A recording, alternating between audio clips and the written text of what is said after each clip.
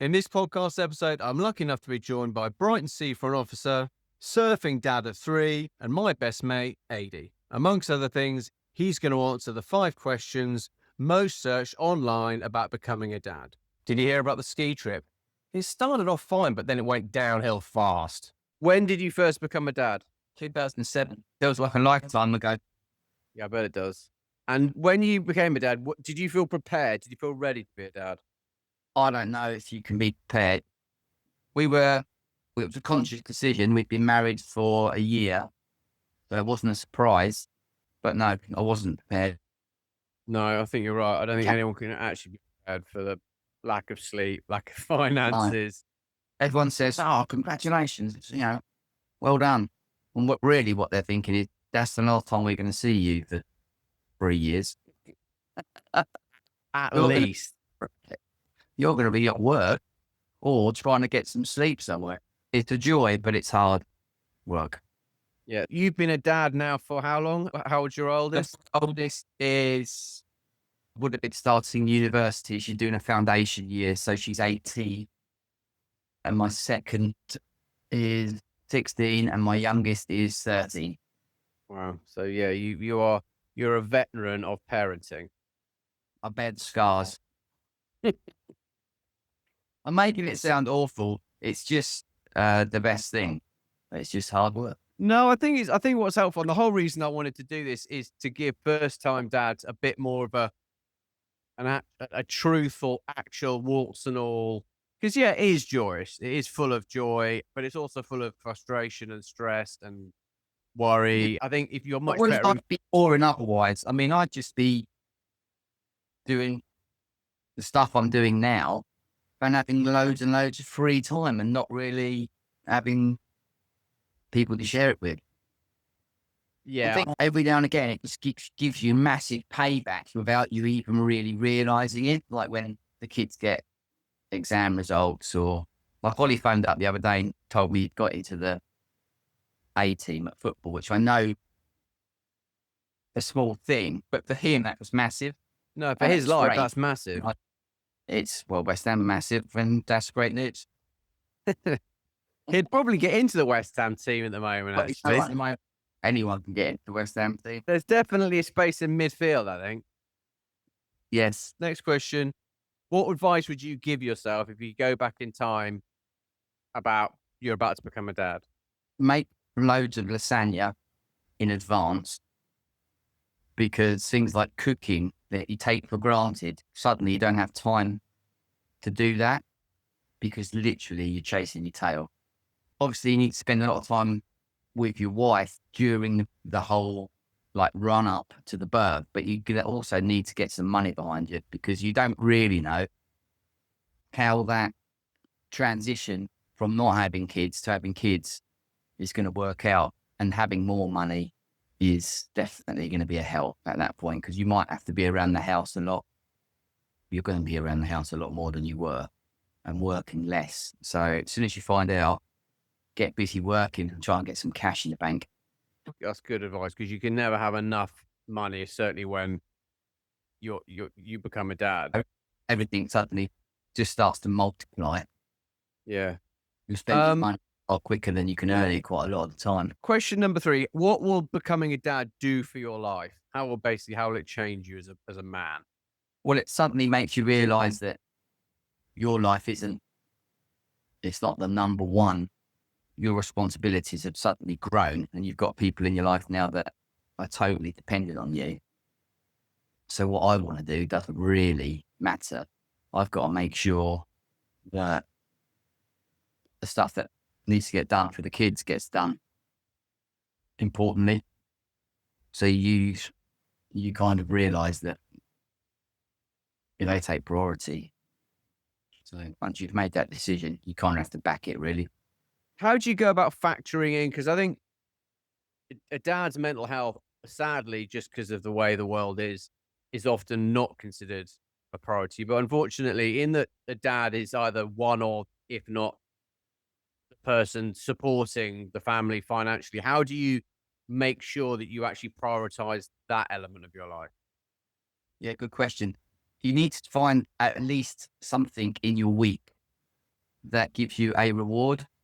That can be something really simple. So for me, I just used exercise as a kind of mainstay. Regardless of how hard I was working, I try and get out for at least a walk or a jog or a swim or something. So you get something back.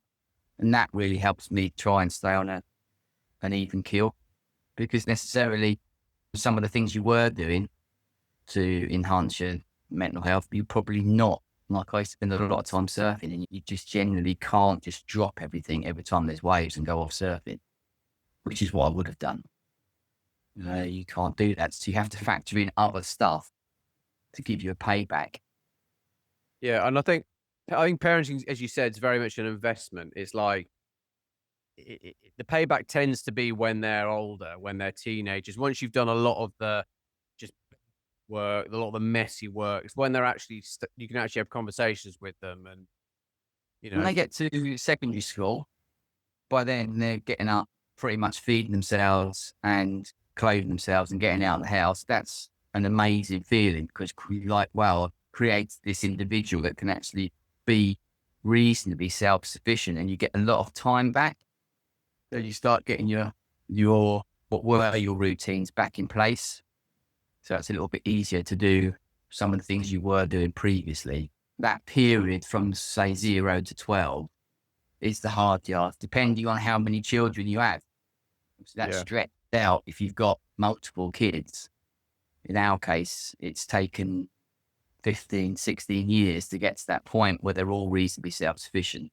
I certainly don't miss the whole wet wipes. The not having to order like 15 packs of wet wipes. I don't Only miss un- that. buy, I didn't even used to buy packs. I used to go and just get the box, throw the whole box in. There were like 36 wet wipes, packets of wet wipes at a time. It It's seemed like just such so, a horrific waste of money, but it's also such a necessity. well, you're just in the middle of it, aren't you? So you're not really.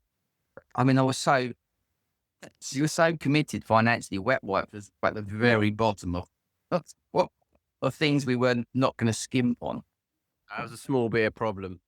Okay, Little bit. question number 4. How can you be a good dad? I think be yourself. Now you can't. I think a lot of the time you're under pressure to perform and be you're not going to be the ideal dad. You got faults. Mums are under a lot of pressure as well. They want to be like ideal mums. There's a lot of scrutiny, I think, of parents. And it's perfectly all right to parent completely differently to your wife. How I react to the children and how she reacts are completely different, and that's absolutely fine. I think for a long time, especially because women are perceived as the natural mothers, you kind of try initially to mirror what they do, but you can't actually. It's very difficult. When I'm no way near as patient as Jackie is, I'm definitely bad cop. Yeah, but I agree that you need both. I think you need Yeah. someone has to put their hand go, right, I'll be the bad guy, but Yeah, actually I think you need that. I didn't decide to be bad cop, but sometimes because you're at work quite a lot, and naturally the mother is taking more time with the children, they're pretty smart. They'd learn how to negotiate and work their way around whatever strategies mum's putting in place. Naturally, if you're there less, they're not going to negotiate that with me because I'm not there as much. And if I say this is what's happening, genuinely that's what's happening. Yeah, but I think that's helpful. I think actually, although they might say otherwise, I think children and I mean people need structure. And actually, I don't think kids like chaos. I don't think kids they might want to say they want to live on sweets and fizzy drinks and stay up all night, but they don't actually. I think they quite like being told, right, I'm in charge. I think they want someone to be in charge. Yeah. But you also have to let them make their mistakes.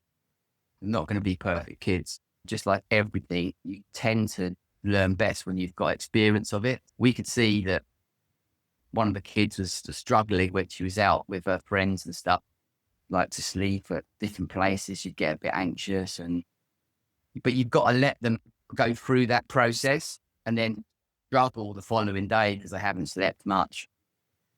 You just, that's it's like everything in life. You have to let them fail, even if you can see what they're about to do is going to fail massively. You can give them some advice, but You just have to be around to pick them back up and give them some guidance when they become a cropper. And the final question, mate, how do you cope with the challenges of parenting? Well, I think you're learning all the time, aren't you? But I've got a reasonable relationship with all the kids. We get on really well. We just like spending time together. We're looking forward to a family holiday. I I think cer that is really important. It Yeah. gives you time, especially as they get older. Naturally, they build their own lives. So an opportunity to go away as a family becomes quite special because even the kids don't spend that much time together because they've all got their own lives. So I would say invest your time and effort to try and get the holidays in and take the photographs, because although it seems like a slog at the time, that period of hard work soon evaporates. And actually what you'll be left with is the photographs and the memories of holidays and stuff. All the 9 to 5, you just instantly forget the hard yards.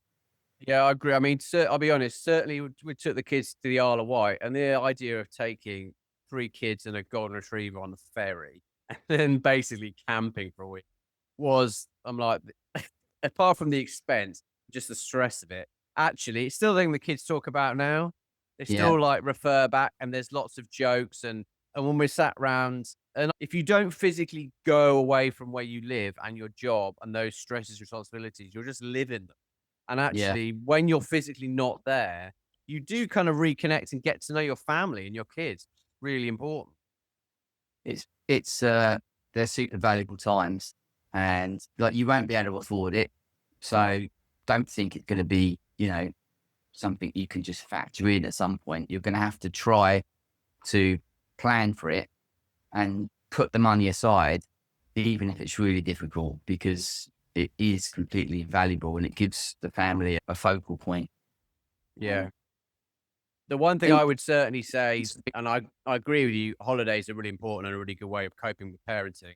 I mean, you were a massive support when I first became a dad. I think when you become a dad, if you can find another dad, or because actually, even if it's someone that's 6 months ahead of you or a year ahead of you, that person will become the oracle. I think I've saved thousands in therapy from talking to you in the pub or having a coffee, just because you just realize, oh, maybe it's not just me, actually. Maybe this is just stuff that husbands go through or dads go through. It's just what it is.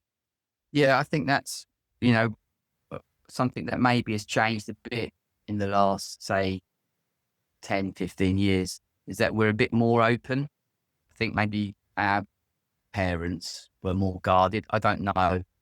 I wasn't a parent in the 70s and 80s, but I think you can have broader conversations in the pub now about how you feel in the mental health and stuff. And men are a bit more open to those conversations than maybe they would have been previously. So that's really positive, I think. But like you said, um, just our conversations, if you can find someone who's in a similar position that you can just bounce off or just vent sometimes, it doesn't even have to be, often there won't be a solution. It's just a scenario that's presented itself. And it's just good to have someone to throw some ideas around with. Perfect. Thanks, mate. And also, bonus question number 6. How are West Ham going to do this season? I would imagine the European qualification, Will they do better than Villa? almost definitely. What have you based that on?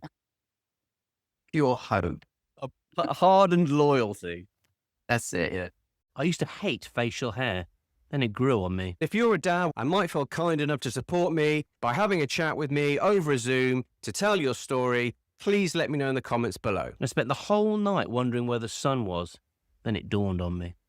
When you're a parent, well, you know there's gonna be an endless list of jobs to do. You'll try washing with soap and bleach and lava, but your hands will always smell of someone's poo. And when I've done 500 jobs, it just gets replaced with 500 more. I'd like to be a man who gets to sleep in his bed, not someone else's floor. I'm exhausted, but apparently not as tired as my wife. I'm exhausted, but I wouldn't change a thing about my life.